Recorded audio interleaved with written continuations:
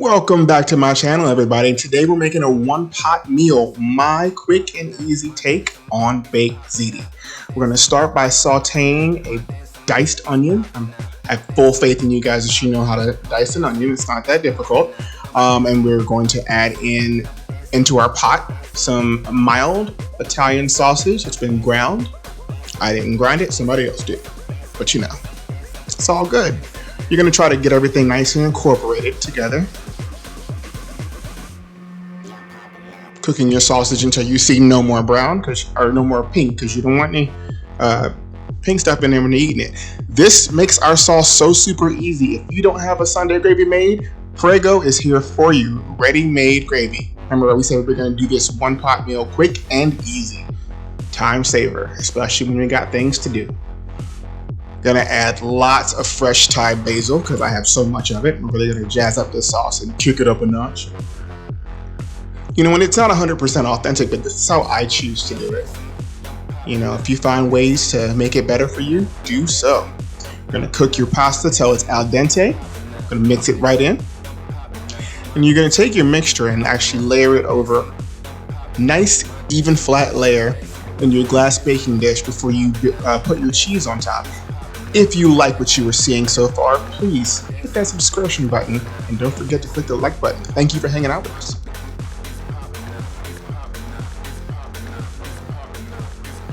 Nice, even layers for the ziti. I was hungry as I don't know what. I kind of wanted to eat it just like this out of the pan. I would have been just fine with that. But I really had it in my heart to, you know, kick it up a notch. Now, typically at this point in time, you would add ricotta cheese. I am not a fan of ricotta cheese. I know it's a cardinal sin. So I chose Boursin garlic and herb cheese. Remember, this is my take, not authentic. I'm not Italian. But it's a beautiful, creamy, savory, spreadable cheese that has a great consistency to it. It really elevates this dish. You want to spread it all nice and evenly. And then we're going to top off with a couple more cheeses and then some breadcrumbs. Hope you guys have been doing well out there, staying safe and having fun. As much fun as you possibly can have with these children these days at home, trying to learn the things that we learned back in the day a whole new way. Ain't that a mess? But just like this dish, education's ever evolving.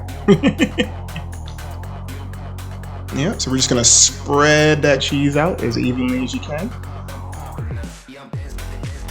We needed more cheese. Don't mind the flip of the camera angle there.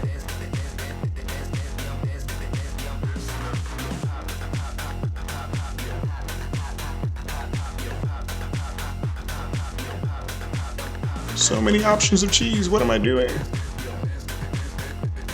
And we've got some shredded mozzarella.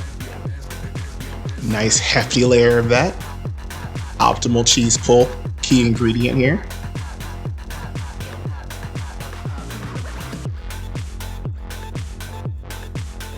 Try to cover every square edge. You do not want a dry layer to your ziti. Some Romano cheese. Nice hefty layer of that. Oh, it looks so good already. I could just eat it up.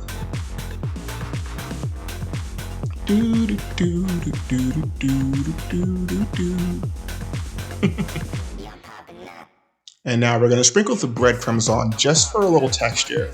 And it keeps your moisture actually intact. Little pro tip there, learned from one of my fellow Italian friends. All right, and then we're going to continue ladling on our ziti sauce.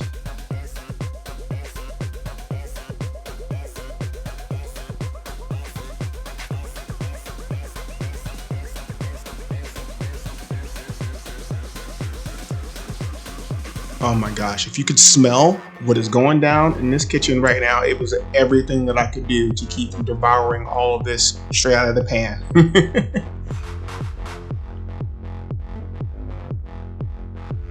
And you're literally just going to repeat your steps after you've covered this layer with your ziti, or the remainder of your ziti mixture with the Boursin herb cheese as well as the shredded cheese.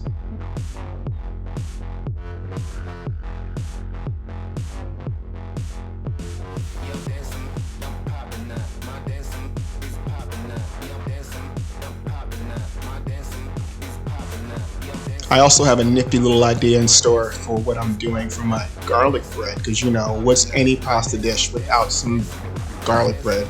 Oh, kitty alert! I see those paws. What up, Phoenix?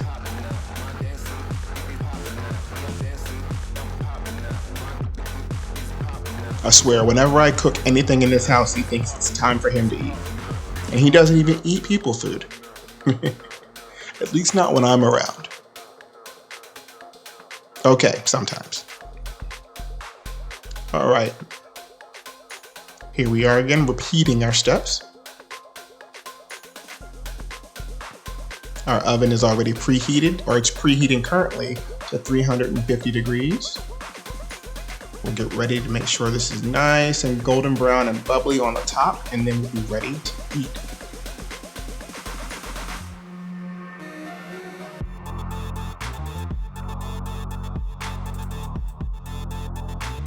Dust it off with little Italian herbs, and here is our finished product, fresh out of the oven. Look at this.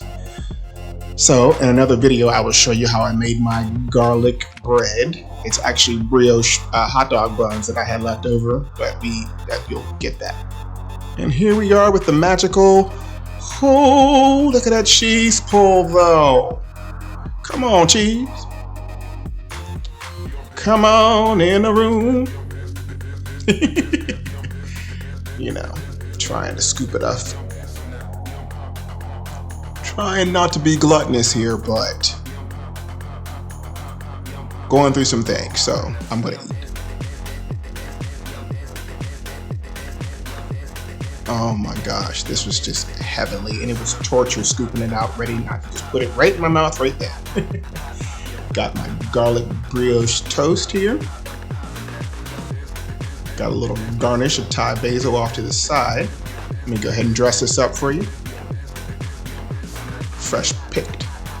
Do not forget to hit that subscribe button. It really helps out the channel. Thank you guys so very much for everything. I wholeheartedly appreciate you. And look at the final product. Like, shut your mouth and keep on talking. Oh my gosh. I think I did my Italian friends proud. And you already know, first bite's for you. Ding! Well, y'all, it is what it is. I can't even continue to speak, so I'll see you next week. Don't forget to like, comment, and subscribe.